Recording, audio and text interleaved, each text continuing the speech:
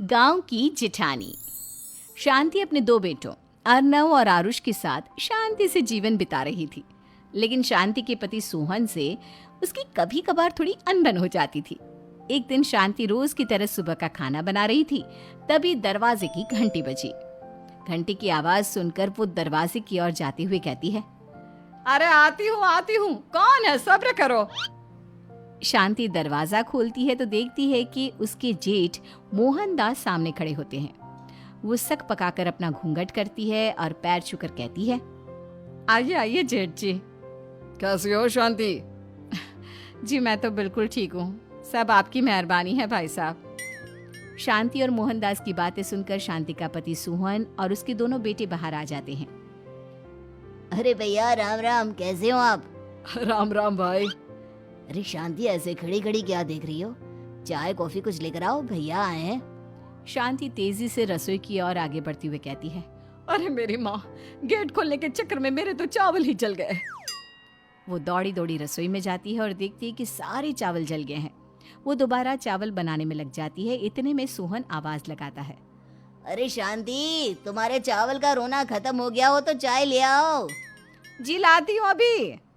शांति जल्दी जल्दी चाय बनाती है और मोहनदास को चाय देती है। सब एक दूसरे की खैर खबर पूछते हुए चाय पीते हैं। चाय खत्म होती ही मोहनदास शांति की ओर देखते हुए मजाक में कहते हैं, शांति, अब तुम्हारी चाय में दम नहीं रहा, अब हमें चाय बनाने वाली बदलनी पड़ेगी। ये कैसे मुमकिन होगा जेठ जी?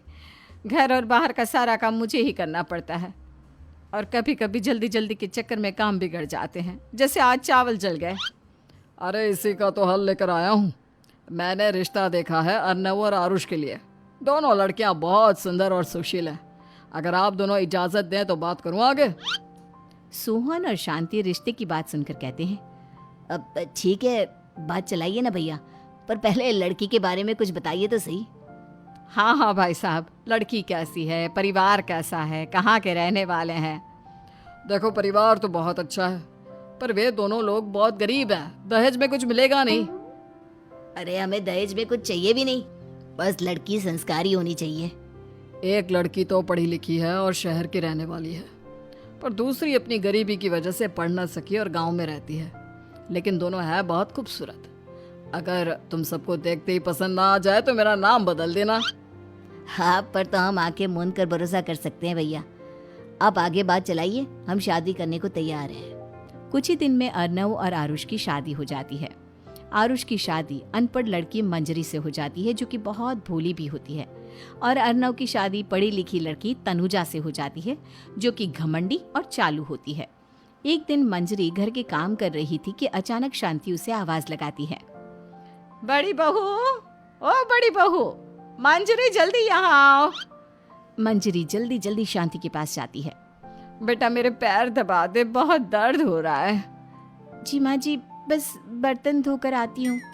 अरे बैठ यहाँ, मेरे पैर में बहुत तेज दर्द हो रहा है। बर्तन छोटी बहू धो लेगी।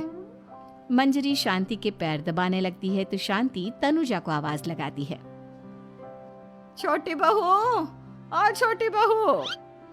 तनुजा थोड़ी देर से आराम से चलकर आती है। जी माँ जी, आपने बुलाया मुझे? आपको कोई काम था क्या? तू कुछ काम कर रही है या? शांति की बात काटते हुए तनुजा बोलती है, कुछ नहीं माँ, फोन पर अपने घर पर बात कर रही थी। अरे बाद में बात करियो अपने घर वालों से, पहले जाके बर्तन धो ले। तनुजा मुंह बनाते हुए अपनी जिठानी की ओर देखती है और मन ही मन कहती है, ये महारानी वहाँ बैठी है, ये नहीं कि बर्तन धो ले। मैंने इतनी पढ़ाई बर्तन धोने के लिए की थी क्या? तनुजा दांत पीसकर वहां से चली जाती है। अगले दिन सब दफ्तर चले जाते हैं, तभी डाकिया चिट्ठी लाता है। शांति चिट्ठी लेकर मंजरी से कहती है, बड़ी बहू, जरा छोटी बहू को बुलाना, एक चिट्ठी आई है। मेरी तो आंखें कमजोर है तो मुझसे पढ़ा नहीं जाएगा। मंजरी तनुजा के पास जाकर कहती है, तनुजा, तुम्हें माँ जी बुला रही हैं। मुझ पर हुक्म मत चलाओ, काम बताओ काम। अरे मैंने तुम पर कहाँ हुक्म चलाया, और हुक्म चला भी दूंगी तो क्या हुआ?